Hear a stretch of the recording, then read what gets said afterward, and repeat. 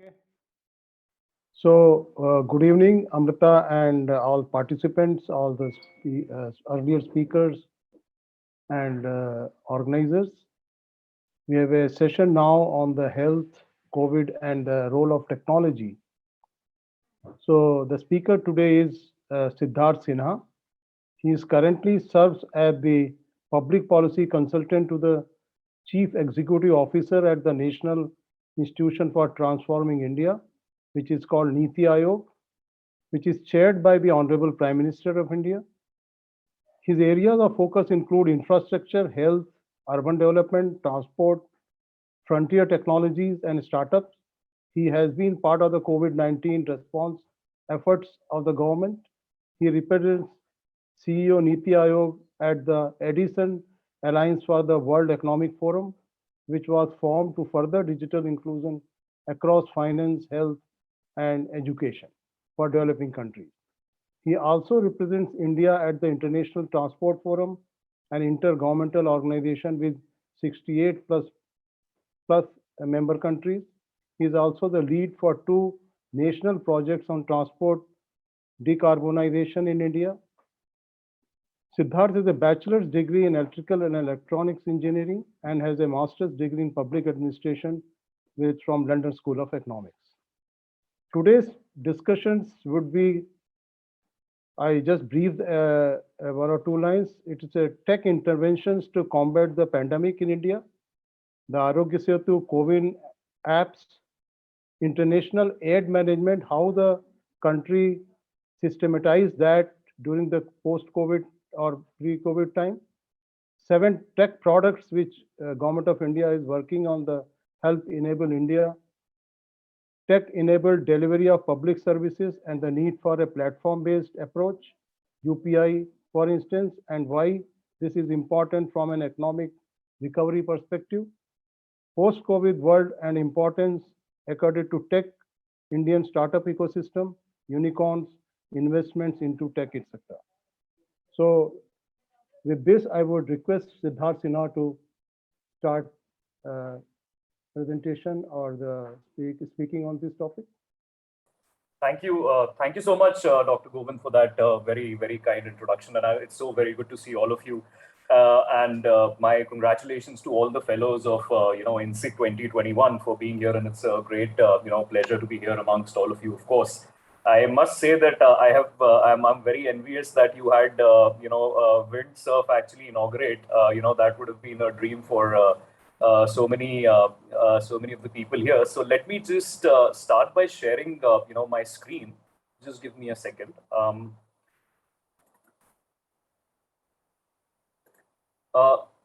Just wanted to check, can everybody see my screen? Yeah. Yes. Thank you. So this is a very interesting topic, I must say. Pandemic and recovery and the role of technology. And I would look at it from the perspective of 3 separate things that we really are talking about over here. First, of course, is how do we really use technology during our pandemic management efforts itself, which means things like being able to detect hotspots or being able to sort of deliver vaccines efficiently. But that's just one part of it. The other part is that whenever we talk about a pandemic, we talk about both saving lives and livelihoods. So the livelihoods aspect is equally important. So how do we ensure that we can use technology to ensure that people get their livelihoods back, or they get the direct benefit subsidies or the direct benefit transfers which they're eligible for? And similarly, on a slightly more larger scale, how do we ensure that recovery takes place in the post-pandemic era?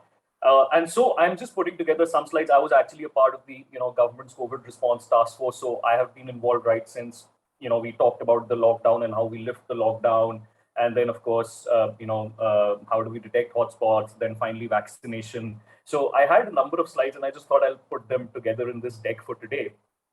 So let me start in a slightly chronological order. First, of course, and by the way, please feel free to stop me at any point. I'm just this could be as open a discussion as we want it to be. So even as I'm proceeding, if there's any doubts, questions, please, anybody can just feel free to just stop me. So you can have a maybe presentation and 20 minutes and then 10 minutes for the question and answer. Sure. I think that's perfect. So starting with the slides first. I'm going a bit chronologically on this. So we know that the first thing that we started with during the pandemic and just after the lockdown was how do we go about contact tracing, and this is when the Arogya Setu app was launched in India, and I think a lot of you would already be familiar.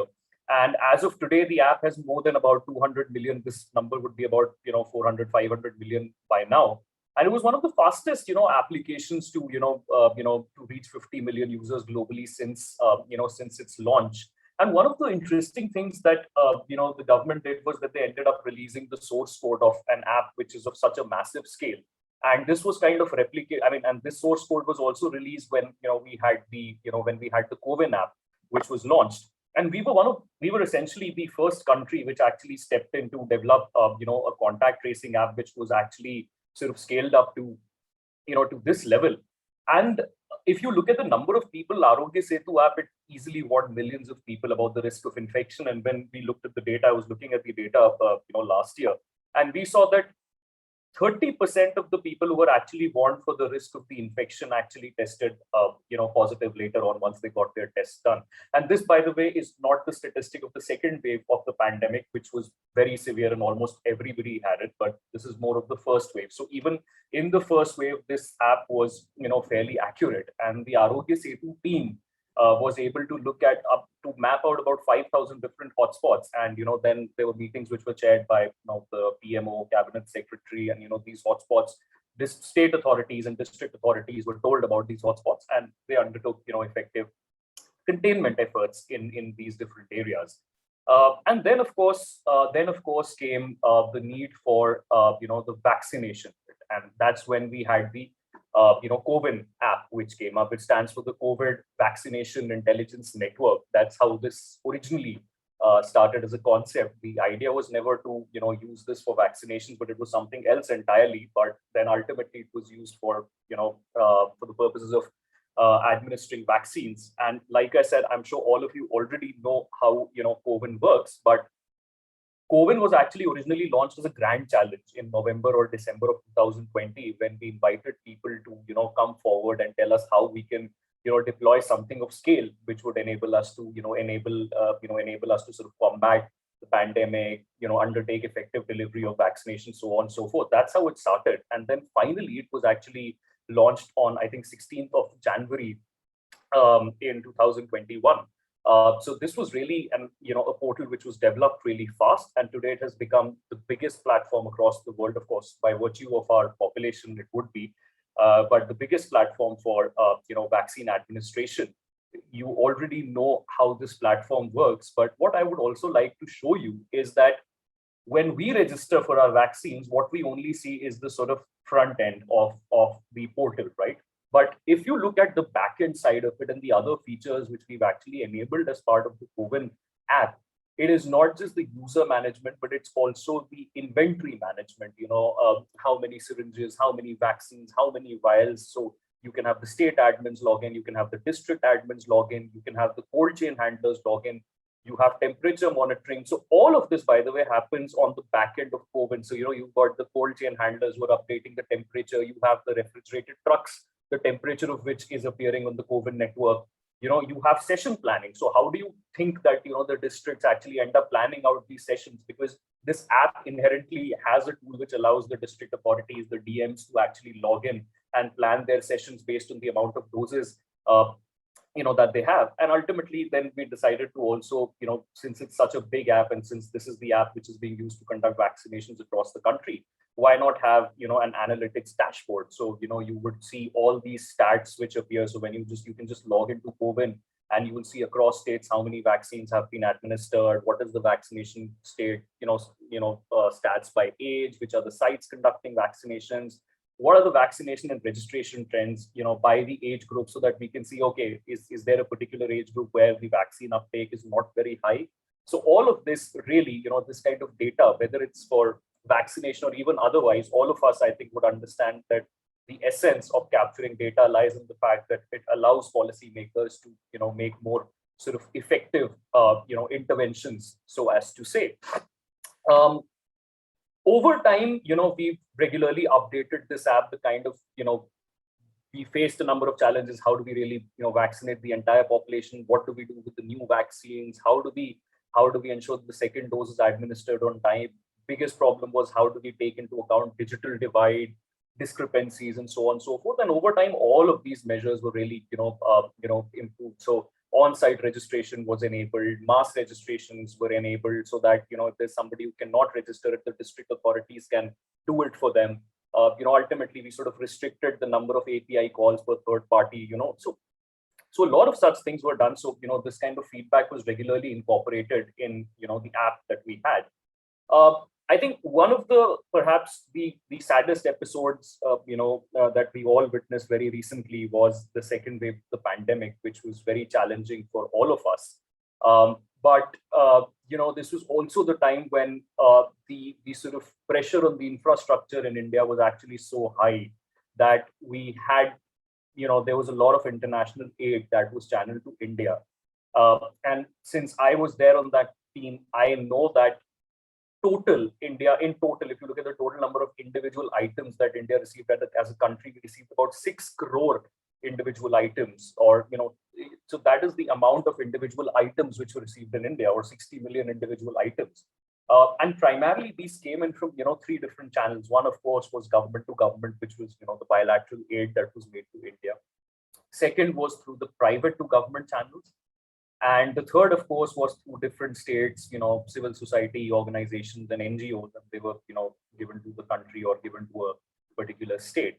And we felt that if there is so much of international aid that is coming in, how do we really channel this effectively? How do we streamline this so as to, maximize the efficiency? And as a result, what we did was we created something known as the COVID platform, which is known as the official COVID-19 support platform, where you can not just track your consignments, but you can do a lot of other things. So let me actually take you, let me just take you through the entire process that we used to manage the second wave when it comes to the distribution of international items. So we developed 2 different portals for the P2G and G2G channels, which is the private donor to government donor channel and the government to government donor channel. The government, of course, developed these in partnership with our part. So we partnered with Flipkart, Nagarro, CloudStack, MapMyIndia, Freshworks, Amazon, and Microsoft to basically develop these. We ensured that we streamlined logistics. So we even brought on board, Indian Air Force, Indian Airlines, and all other airlines who were involved in bringing these items to India. We even brought ports on board, because some of these, items actually, especially the large medical oxygen tankers, they actually came in through the sea route. We made sure that this process was fully automated. So there was no need for any manual intervention. There was no paperwork. Everything was eliminated. And there was a real-time tracking of the consignments that took place, through GPS. And not just that, you could also track the utilization. So if you knew that 25 oxygen concentrators, say, went to AIIMS Delhi, you could actually check their utilization through these platforms, whether they're being utilized or not. And there was also scope for issue resolution, which means that if AIIMS says that, okay, I received 15 ventilators, but 10 were faulty, they can actually raise this request on these technology portals, itself. So as you can see, these are some, sort of screenshots from the platform, which was called, ULIP Sanrakshan, where you can see, if you look at the right side of your screen, you'll actually see that, you have the line item, you have the description of the item, you see where it originated from. So it originated from Ireland. This was the flight number on which it came. This was the, arrival of, what is the remaining quantity of the items which are to be have. And, on the user side of things, you would have something like this. So for each hospital, so hospital 01 could be anything. It could be AIIMS, it could be, LNJP, it could be any hospital in the country. It shows you how many ventilators do you have in stock, how many oxygen concentrators, how many vials of remdesivir. And then again, on the extreme right, you see the full inventory, and there is a screen for feedback as well. So for example, if you have 1020 ventilators, let's say, or BiPAP machines, and only 800 are in use, the portal actually opens up a section for you to say, okay, why are the 220 not in use? So you can actually add those quantities there and write comments as to what is the problem with them. You even have the option of taking photographs and sort of uploading these. And as a result of this, I can tell you that for the first few days, there was a slight delay in the aid reaching its destination. But the moment this portal was made operational, since then, there were absolutely zero delays. 100% of the orders, the moment they landed in New Delhi or any other destination airport, were immediately shipped to their destinations. And within 2 days, these were received at their destination hospitals. I would also like to take this opportunity to tell you about 7 other technology products that the government is working on. And since I represent Niti Aayog, what had actually happened was that sometime in April or May of 2020, the Prime Minister of India actually told Niti Aayog that, look, we want you to work with the private sector and develop, with them 7 different products which would enable India to leapfrog in the post-COVID era. How can we, get back on track, and how can we really progress, as a country, and do this in, partnership with the private sector. And as a result, there were 7 different products that were developed. I mean, when I say developed, these are in various stages of development. Some of them have already been operationalized. And I'll just quickly take 2 minutes to tell you what these products are. You can read up more about these products online. Some of these you'll find online. Some of these are yet to be operationalized. So for example, we developed something known as the Unnati platform, which is a master of all platforms for livelihood access for blue and white collar workers. See, the problem is that right now, you have portals, but they're not suitable for blue and white collar workers, right? But Unnati was one of that product. And what we decided was that let's make this a master of all all platforms. So the various platforms, whether they're of Ministry of Labor and Employment, whether these are state portals, they've fully been onboarded onto this portal itself. So whether it's Madhya Pradesh, Rajasthan, you've got slowly more and more states which are joining in, on this platform. And one of the speciality of this platform is that the kind of people who've lost their jobs during the pandemic. Not everybody will be able to go to a Naukri.com and enter all their details to make an account. So if you look at Unnati, if you log into this app, if you log into the website, you'll actually see that you have a very interesting system of flashcards. So for people who may not be educated, who may not know how to read and write, it just shows you flashcards, which allows you to choose and identify your skills. So if you're a plumber, it will show you, a pipe wrench, and then you can click on that and it automatically creates your profile. So so that is the level of innovation that we had to get, because one of the fundamental aspects of the uptake of anything is that we want to make it accessible for all. Then we have Swasth. Swasth is already operational. It's a telemedicine platform. It has seen literally millions of COVID-19 triages. We felt that there was a need for contactless healthcare. And while we have a lot of different government apps, for example, the eSanjeevani OPD and so on and so forth, we did not have something which was dedicated for COVID-19. That is how the Swasth platform was launched. Today, it is being operated by the private sector. It's being operated by the Swasth Foundation. So Niti Aayog in this entire process played the role of a facilitator. Then you have unified logistics, integrated platform, which has been made so that you can track consignments across the country end to end, consignments of all kinds. You have something known as the Krishini, which is basically the agriculture stack for the farmers in India. You have Samshiksha, which is a fully virtual online university, which allows you to undertake higher education certificate courses online. And then you have Tashi, which is a low-risk lending product. This product is going to be launched, hopefully, very soon.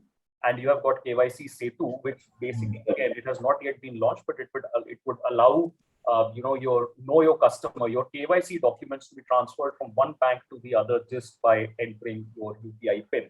So out of these, Unnati, Swasth, and Samshiksha are already very much operational, and the others will be operational very soon. I just thought that I'll take you through the principles based on which these products.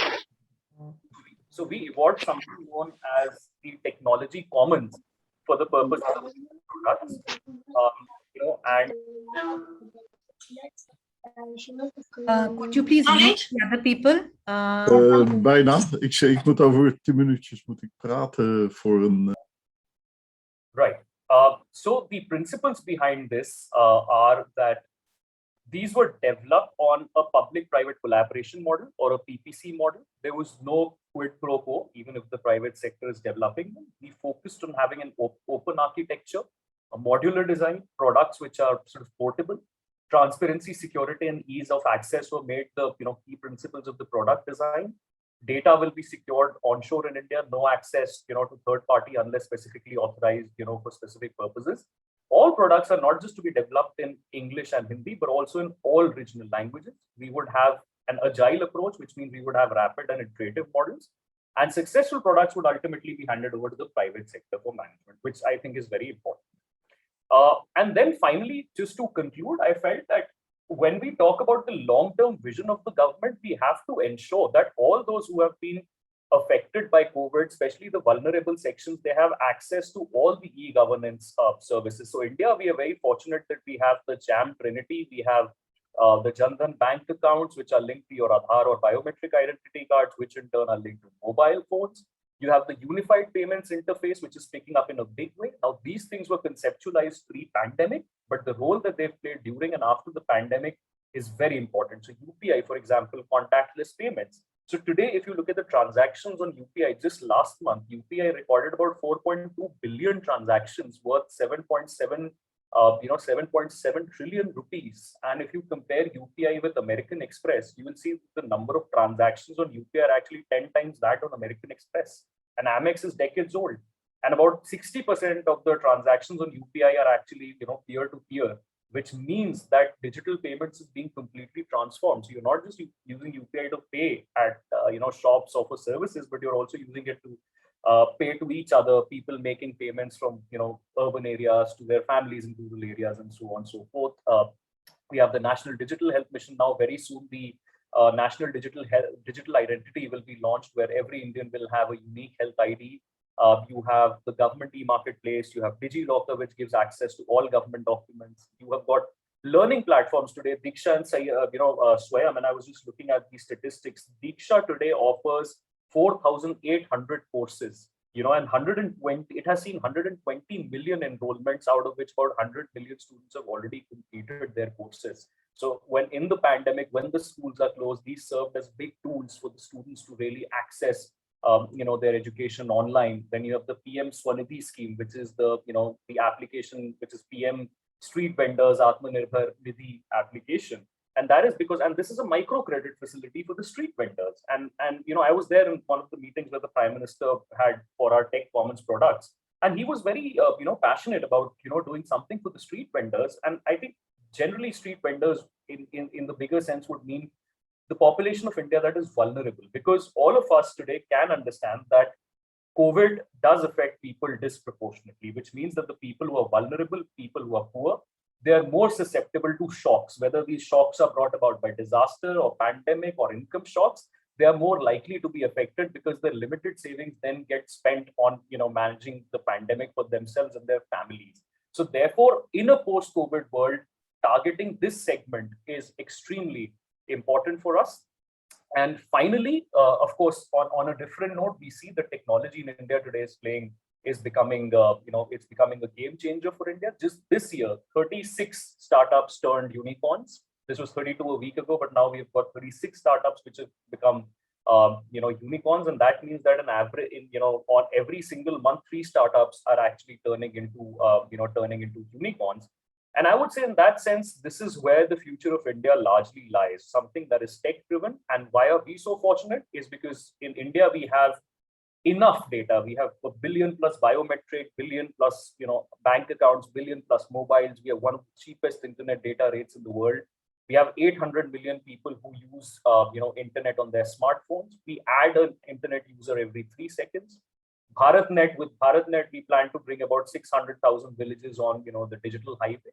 So India, we have a massive digital footprint. We have vast amounts of data. So the key for India now is how do we go from, being data rich to data intelligent, because there is so many things that we can do. For example, even when it comes to microcredit today, one problem that all of us in the policy circle see, that we are not able to lend too much money to the MSMEs. Banks are not willing to do that. Why? Because, you have this problem of asymmetric information, but you've got so much of data today through the GST portal, through your email bills and, so many other sources of data that are there. We now need to harness this data and make ourselves data intelligent and use that, whether we want to ensure effective delivery of services for our citizens or for managing emergency, situations for the pandemic. And we have already started on that trajectory, and hopefully, this scale of data will only become bigger, and we'll be able to sort of use it, harness it in useful forms, and actually use it to drive our policy making and come up with effective interventions. And Thank you, Siddharth. We can have a few questions to answer. Absolutely, Dr. Thank you for your nice description and how the various apps and the Government of India's efforts in NITI Aayog to really get into the CoWIN and other apps and the delivery system, and how to make the role of technology played a very massive role here. We have questions from 2, 3, 4 questions. One is from Rijul Arora. What were some of the biggest challenges you observed for CoWIN and Arogya Setu across parameters like tech infra going down and app crashed and behavioral people not using the app, etc.? Right. So yeah, I am just reading that question. Right. So I would say that the biggest, so I mean, these both are two separate apps, but the biggest challenge that we saw with Arogya Setu was in terms of the uptake of the app. So the uptake was perhaps one of the biggest issues, and that had more to do with the behavioral part of it, because people felt that if we download this app, we essentially become more prone to to the government or to enforcement agencies knowing about the fact that okay, we are COVID positive, so we should be locked up in our houses, so on and so forth, which was absolutely not the case. But I would say that that was the single biggest challenge that we faced in the Arogya Setu app. There were no major challenges that we faced from a tech point of view. That was constantly evolved. But the biggest challenge was, of course, the uptake, and that is why ultimately it became more of an optional app, that was there. So it wasn't made mandatory in the end. It just became optional. Of course, this was the other challenge, was the app crashing. This was something that we witnessed with CoWIN, because we've got a huge population with 1.3 billion people. We saw CoWIN, it repeatedly faced technical difficulties, but over time we worked on ensuring that those technical difficulties did not really repeat themselves. The other issue was that the on the front end, while it was fine for the users, on the back end, we had this constant query from the district administrations who said that, how do we really, what about the people who are not able to use the app? What about how do we counter the digital divide? And that's when we started evolving the app so that we could give options for, multiple people to be registered, one beneficiary being able to register 4 more people, then allowing the people at the district levels to sort of, go ahead and, register more and more people on board. But today, if you see, those difficulties were only the initial hand-holding issues. We no longer have those difficulties on the CoWIN platform today. So I mean, with over time, we of course ironed them out, but we did have difficulties, and thankfully we were able to work on them and change them. Thank you. We have a next question from Gyan Tripathi. Would you like to say that, or should I read that? Dr. Govind, perhaps you will read it out, because we have another 4 minutes just. Gyan Tripathi's question is, Siddharth, the data collected via CoWIN and Arogya Setu is very rich and can be meaningfully used by researchers and policy makers. Are there any active or proposal to share this data with them? Not as of now. Not as of now. So this data is of course very meaningful when it is anonymized at the highest level. But as of now, until and unless we complete this exercise fully, we do not have any plans as such. So we are first planning to complete this app. But the rest of it, of course, you have the APIs and all, which of course, the source code and all is public. But insofar as the data is concerned, right now there are no plans. But once we conclude with with this entire exercise, then it's a decision which will be which will be taken at a higher policy level.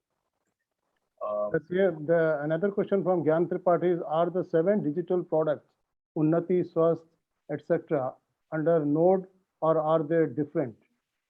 No, these are not under Node. These are completely different.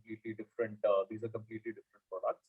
And in fact, these products, unlike, so over here, NITI Aayog and the Government of India only played the role of a facilitator, and we are no more involved in any of the products which have already been launched. So the idea here was, get the private sector, make sure that all the challenges are eliminated for them, allow them to build a product at scale, and then hand them back over to specialized private entities who can take care of them. So this is a separate model which is different from the node. A question from Dr. Prakash G.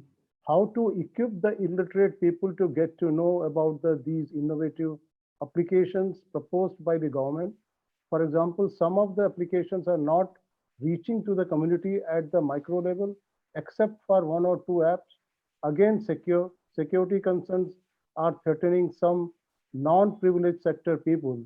Are any proposals already there to train such novice community? That is actually a very good question, and this is one of the biggest challenges that we see at the policy level as well. And the question is that we need to take a whole of India approach. We cannot have a system wherein there are some people who can use the app and some people who cannot, because that leads to inherently a digital divide. But what has started happening is that across various districts in India, some of these apps, the district administrations are taking active efforts to make people aware of these apps. So for example, if you look at the Diksha app or the Swayam app, you would see a lot many districts, even the backward districts, which are now called the aspirational districts, where the uptake of these, these applications is extremely higher. But since not all of these come under the central government, these are different district administrations. But we've always encouraged different district administrations to make these services known to the citizens. And we have the aspirational districts program of the government of India, where we have 112 of the most backward aspirational districts, backward districts, and we call them aspirational districts. And over there, the central government is directly working with the state government and the district administration, and we ensure that all products and services which are available are known to the citizens of those districts. But this is a very important point, and this is something that should be policy priority going forward. Amrita, is there any other question can be taken, or time is up? Sir, we are time's up. If you Okay. could. Thank you, Siddharth, for your wonderful talk on this very relevant topic, today's role of technology in COVID and vaccination and many of the apps development. And your elaborate short presentation gave a full overview of what Government of India and Niti Aayog is doing. Thank you very much once again. Thank you. Thank you so much. Thank you so much, Dr. Govind. Thank you so much, everyone, for having me.